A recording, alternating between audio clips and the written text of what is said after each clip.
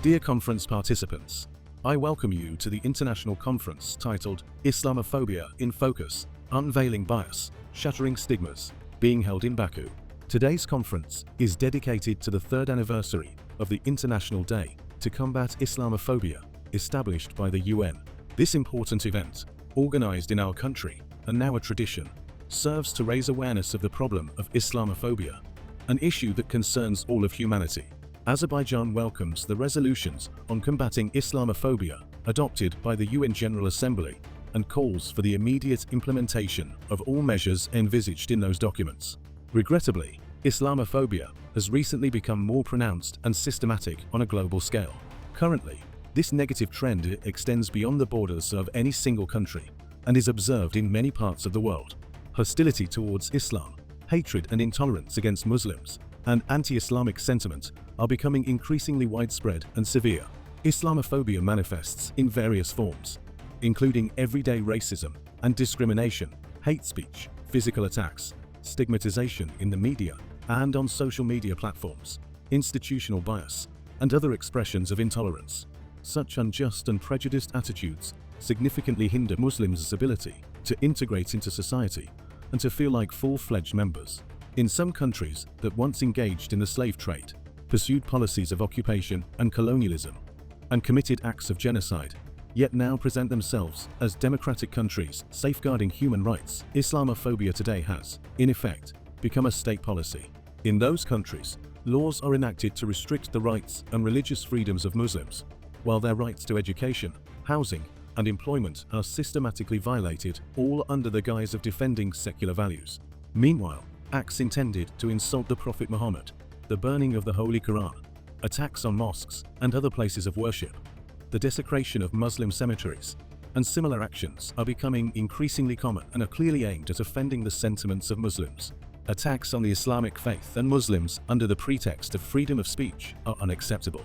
It is deplorable that some countries not only fail to combat a universal scourge and threat like Islamophobia, but even encourage it. Supporters of radical movements and far-right parties seek to win the hearts and minds of the people by portraying Islam and Muslims as a threat to Western values and identity, thereby expanding their base and securing more seats in various parliaments. Meanwhile, bodies like the European Parliament and the Parliamentary Assembly of the Council of Europe, driven by bias and double standards, contribute to the spread of anti-Muslim sentiment. Another factor contributing to the spread of Islamophobia is the activity of certain media organizations, which play a destructive role in shaping public opinion and fostering a negative image of Muslims. Such media outlets deliberately equate Islam with extremism, terrorism, and similar concepts, promoting a biased perception of our religion, portraying it as a source of threat, and unjustly labeling it as a religion of terror. They foment mistrust and fear in society by linking the country's socio-political and socio-economic problems to Islam and Muslims. Azerbaijan is a country that has faced and continues to face Islamophobia. During the 30-year-long occupation of our lands, the Khojaly genocide was committed against our people. We were subjected to ethnic cleansing, and as a result, over 1 million of our fellow Azerbaijanis became refugees and internally displaced persons. Nearly 1 million mines were planted across our territory, accompanied by acts of herbicide, culturicide, and ecocide. Much to our regret, driven by pure religious bigotry and Islamophobia, certain circles in the West have turned a blind eye to Armenia's occupation of our lands, distorted the essence of the conflict, and attempted to portray it as a religious conflict. During the occupation, our centuries-old historical and cultural monuments, including Islamic sites such as places of worship, mosques, shrines, and cemeteries, were destroyed, desecrated, and razed to the ground. Number of cultural heritage sites have been looted, their purpose altered, and affiliation falsified. At present, as large-scale reconstruction efforts are underway across our liberated territories, destroyed mosques and religious sites are being restored, and some are being built anew.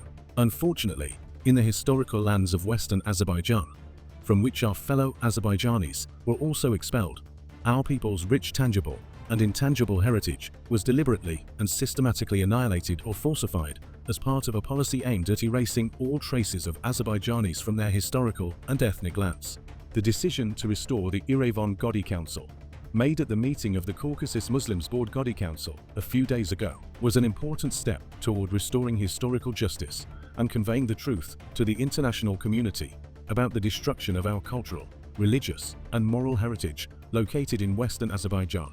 With the exception of a handful of countries, most nations of the world are made up of multi-ethnic and multi-confessional societies. Therefore, the coexistence of representatives of different nationalities, ethnic groups, and religions in an environment of mutual dialogue and understanding is of paramount importance for civil peace and solidarity in the country. Azerbaijan can serve as a role model for many countries with its experience in this area. As an integral part of the Islamic world, Azerbaijan is a country where representatives of various faiths and cultures have historically lived in an atmosphere of brotherhood and friendship. The Islamic faith, as a bearer of universal values, has played a vital role in shaping and advancing these exemplary relations. To this day, the Azerbaijani people continue to uphold their rich traditions of tolerance and multiculturalism, contribute actively to intercivilizational dialogue and Islamic solidarity, and take meaningful steps to promote Islamic values globally. Islam is a religion of peace, solidarity, and mercy. Despite ongoing smear campaigns, it continues to embody the highest moral values, justice, and compassion, serving as both a moral anchor and a guiding force for billions of people around the world. Current global challenges and crises, the new trials and tribulations confronting the Islamic world, as well as rising Islamophobic trends and attempts to belittle our religion, make it imperative for Muslim nations to unite, strengthen our solidarity, and extend mutual support. We must stand as a unified front in combating Islamophobia, which afflicts the entire Muslim world, and raise our voices in protest against this injustice and these harmful trends. I wish this conference every success and express my confidence that it will make a valuable contribution to fighting Islamophobia, unveiling bias, and shattering stigmas surrounding Islam.